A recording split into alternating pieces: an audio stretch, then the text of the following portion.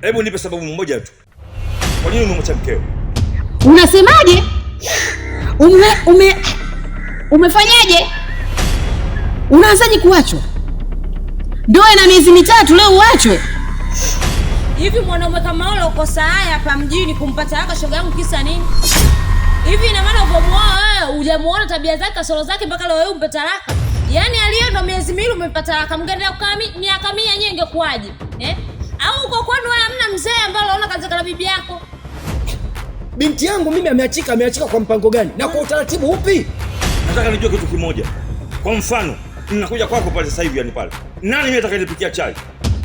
Nani atanipikia mimi ugali? Ninachokihitaji hapo cha msingi, niambie ukweli.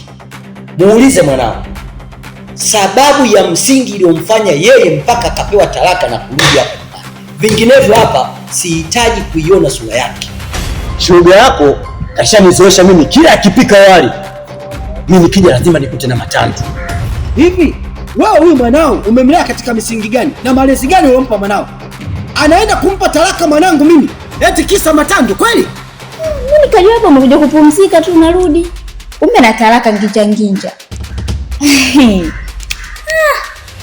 Kwa maana hiyo mimi nimelala ndani siku kumbe toka jana huko. Tele yuko huko ndani. Mmetofautiana kidogo tu. Yeye kaja asubuhi na mabegi yake, wewe umeingia usiku na mabegi yako.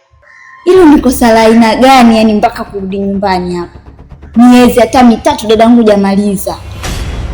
Sawa, mimi nimekusikiliza mzee wangu na nimekuelewa, lakini sasa huo uji wako unapanga mimi sijauelewa.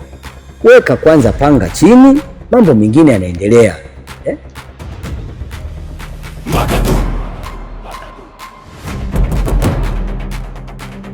Makadu.